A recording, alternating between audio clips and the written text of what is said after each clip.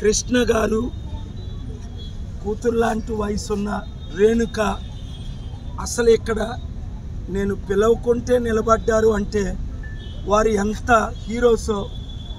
సొంత కూతురు సహస్ర 10 సంవత్సరాల అమ్మాయి ఎంతో ఆరాటంగా ఆడుతూ పాడుతూ కృష్ణ ఎంతో కష్టపడి బిడ్డను పెంచాడు. బావా బావా అంటూ తను లోపటే ఆడడం, మాకెందుకు ఈ కష్టం అని. చాలా కష్టం. ఇలాంటి ఘటన ఇంకొకటి జరగకుండా ఉండాలంటే చట్టం, ఒక కొత్త చట్టం పెట్టడానికి,